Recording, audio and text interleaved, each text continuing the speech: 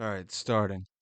Uh, I got, hopefully there's no background noise on this. I got Go Go Loser Ranger playing in the background, just to comfort me while I'm doing this.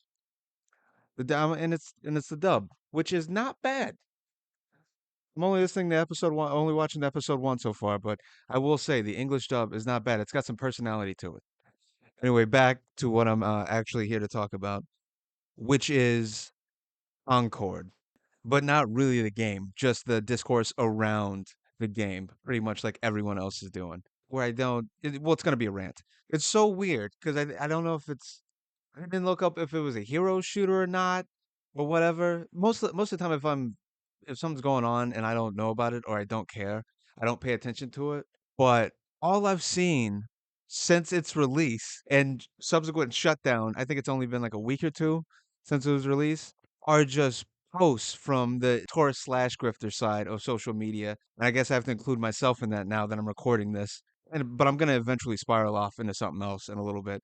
But yeah, just the tourist grifter side spewing their usual low effort, quote unquote, woke DEI drivel that the other tourists that watch them love to lap up. They have to, and it's just weird. They have to make its failure about that dumb shit when it's like, can't games just be bad or uninteresting anymore? Like, does it always have to come down to that? What is this? I just remember I haven't after that initial CGI teaser reveal of Concord that I saw somewhere, it was some con or something where they show. I want to say I looked up the character designs because I kept hearing people say that the character designs were bad overall and stuff like that, and they'll show random characters. The main one that they keep showing, the tourist, I'm gonna call them shoobies because that's what they are. That the fucking shoobies keep talking about was what's its name? Daw looks like a big brown lesbian with wavy hair. It's actually a dude. They keep making it about that. They keep saying that what I just said, how I just described them, of like a big fat lesbian. There's an actual dude, and it's like that's an actual different design for stuff that you usually see. I mean, like in reality, there are fat dudes that sort of look like lesbians. I mean, like you fuck faces have never seen an Andy Milonakis before. But anyway, I won't lie, when I saw that initial CG teaser for Concord, I was sort of interested in the vibe. They showed no gameplay in it, but it was the vibe that I thought was cool. It was the guy Linux, I want to say is his name, that had sort of the Star Lord from Guardians of the Galaxy vibe. From what I remember, it's like him sitting in a diner with some other characters and stuff, just hanging out. And I think they did show gameplay, but I can't remember. But I know my buddy Raul, he played the beta, and yeah, that's how I knew it wasn't great. I'll play. Oh, I play Overwatch with him just about every day. And so he was checking it out just to see if there was a new hero slash looter shooter that we could jump into together eventually. And he was just not fucking with it. Pretty much, he said the movement speed was his main gripe. He was saying it was too slow, which goes back to my main point of it wasn't about woke crap, DEI, whatever the fuck y'all say these days. It was just he was just like I was playing it gameplay wise, I wasn't feeling it. But he was more open to it if they improved it. I guess made it faster, did whatever. But as I'm like looking at it. And people keep making it about full disclosure. I am a bit of a Sony pony. I'm older. I'm in like my mid 30s, so I was around when the PlayStation first came out. My first console was a Nintendo, the Famicom out east, like for the Nintendo Entertainment System. Super Mario Brothers 3 was my jam. That's what got me into gaming. And then when I got older, PlayStation came out and then that was it from there. So again, I am a bit of a Sony pony. I do respect what Microsoft was doing with the Xbox brand, especially around the release of the first Xbox. Even though it wasn't for me, I would go to my cousin's place and play Ninja Gaiden on it and just love that, especially with the graphics at the time. It like everyone knows the Xbox had better graphics than the PS2. I mean, no shit. It came out later. That was their main thing with it. But conceptually, like most of their games didn't really appeal to me. I was never back then. I think I was a teenager, so I was a teenager that was into the weird Japanese games. So PlayStation was where I parked it. The whole Xbox thing, where it was just like the dude gamer bro style games like Halo and stuff like that, and those sort of party games where people go and have LAN parties. That wasn't me. I would be alone every weekend playing single player games. I'd be doing Kingdom Hearts 2, Steamboat Chronicles, um, just to name a few, PS2 games like that, whatever Final Fantasy was out, 10 was my shit, 12 when that eventually came out, I got into and loved. Basically, I'm just rambling now, but basically those games, like Japanese style games. So also to see, people trying to use this like a Sony misstep is also weird because where were you guys? Because I'm gonna tie this into other people I saw on Twitter, which I should never be on because that's just a fucking cesspool. Making this out to be a knock against the Sony brand as a whole. Other people bringing up Japan Studio and how Sony closed that down and all this other stuff. And as someone who actually bought Japan Studio games, like I love Ape Escape 2. I never got to play the first one, but Ape Escape 2 and 3 were the shit to me. Like I love those. And what else did they do? Like the any of the Ueda games, Ico, Shadow of the Colossus. I beat both. I own The Last Guardian, but I haven't gotten to it yet. Patapon, all that stuff. You guys complaining about them shutting it down and appealing more to Western gamers? Why? Oh, Gravity Rush. That's another series to bring up. Why weren't you? Where were you guys when those games needed sales? Like I own just about all of those, and I felt away when Japan Studio when they had to shutter it. But that's how business is run. Like I did my part. Where the fuck were all of y'all? Y'all think that they just did that to be spiteful? No, it's a business. If that branch is not profitable, that has to be shut down. I just get sick of you guys constantly talking about wanting original games, original ideas, and all this stuff, and you never, ever support them. Chief example that comes to mind, Forspoken. I got to play that game, and that game was great. That was a fun game to play. I can't wait to own it. I don't have a PS5 yet. Can't wait to get one. That's going to be one of the first games I get. Lucky for me, whenever I get one, that's probably going to be on sale with like a whole complete edition with that and the that DLC expansion that they did. But I played Forspoken a bit at a friend's house, and I was trying to figure out what all the shit around that game was. Like I'm playing it, I'm like, this is an original idea. This is fun. This is like what's the problem? It feels nice to control. What was the problem? And then if you look into it, it just becomes more of the same shit that the Shoobies talk about with woke DEI, whatever, with the main character and stuff, or bad writing, which by the way, most of you fucking idiots can't read. God, like the in the video game, anime, manga space, the takes. And that's what they are. They're takes. They're takes opinions. They're not, and I say takes and opinions, none of them are informed. That you people have are just fucking moronic and not based in any sort of intelligence. With Forspoken was just weird overall because like you're talking about like the Whedon like the Joss Whedon esque writing, like the line they always like point to is just as a Whedonism is like, oh, he's right behind me, isn't he?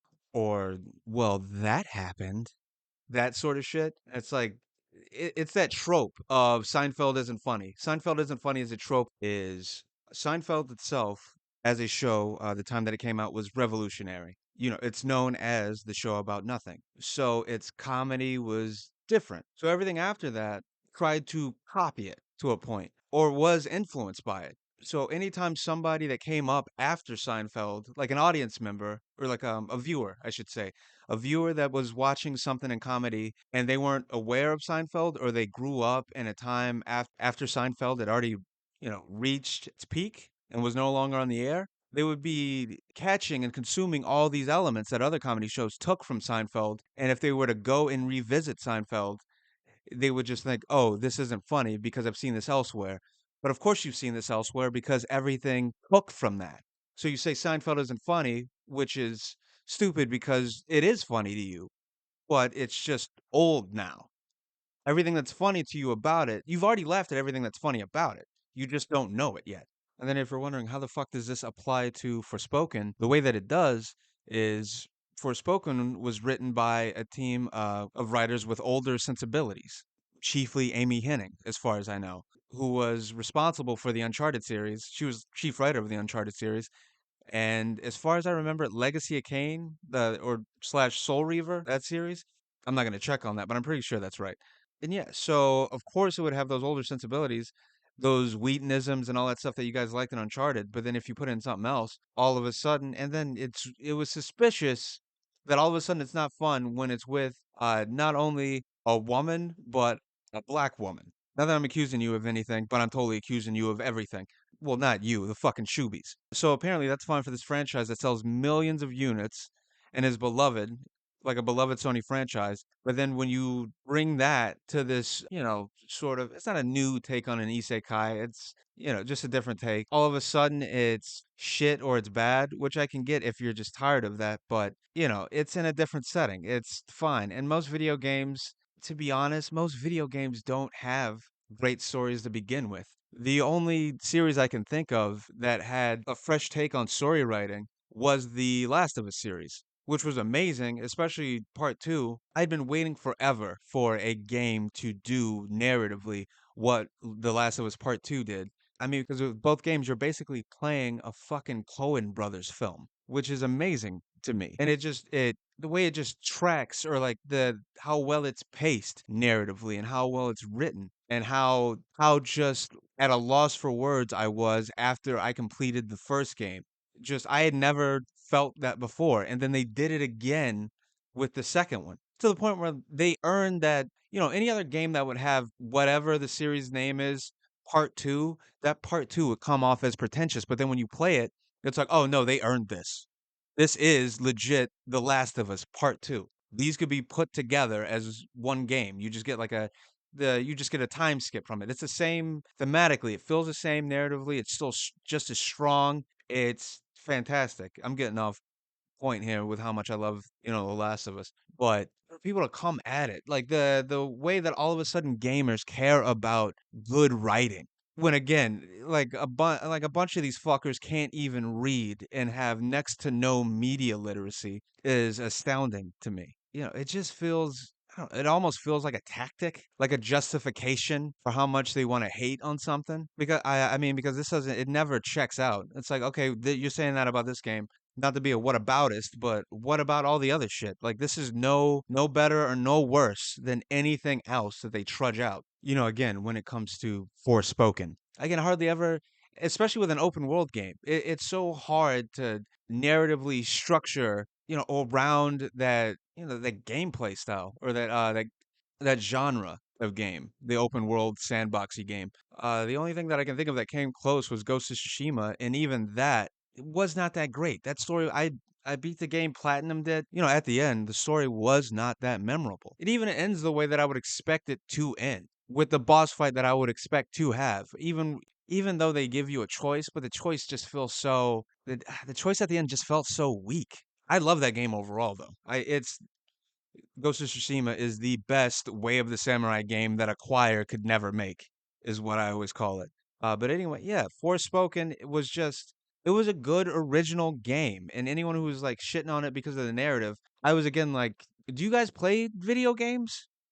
Because this is pretty par for the fucking course, except for gameplay wise. Gameplay wise, it was pretty fresh. It was cool that it came out around the same time as the fucking Harry Potter game that everyone got upset about because they were afraid that they were going to be putting money in the pocket of a outspoken transphobe. But if you like Harry Potter, you like Harry Potter. The property is the property. The IP is the IP. Like if you like it, fuck it. But it was two good. It was two good like magic system games. I sort of I did like the way that Forspoken felt more, especially when you get to that like early, late, mid game section. When you start unlocking some stuff, that's a really good game. If you ever see that game on sale, just pick it up. It's fucking good. You just play through it. If you're in the mood for an open world game, fucking try it out. But anyway, yeah, just looking at the whole Concord thing, it's just y'all are just off the wall with this shit. Especially because when I look at it, I will agree that some of the designs were off. Well, not off. Just they were too plain for the characters. So like a lot of them just looked like they lived in that world and they didn't stand out. But, when you have Overwatch, which has like amazing character designs, it's hard to make another hero shooter. You hardly have any that compete. I played Apex for a little bit. Apex Legends. I played Apex Legends for a little bit when it first came out with my buddy Scott, and we were liking it well enough, but we're not. Neither of us are like too into shooters. I'm more into shooters than he is, but even that, I think that's the second most popular hero looter shooter. Even that can't compare to what Blizzard Activision did or their art department did with Overwatch. So it's hard to expect any other studio to. But I will say some of these designs came pretty close. I like what they were doing with some of this. I even have a list of the designs I liked. This isn't in any specific order, but Kips, Lark, Linux, Starchild. This one's simple and dumb, but I do fuck with the Teo design. Is it Teo or Teo? That motherfucker. He feels like a modern age or like a new age Flash Gordon. Like it has that sort of feel to it, which I fucking rock with. I'm on the fence about Raka or Roka, but I'm still fucking with it. Same thing with I don't know if it's Z, IT dash Z, whatever the fuck. I'm on the fence with that design, but not really. I like it more than the Roku one.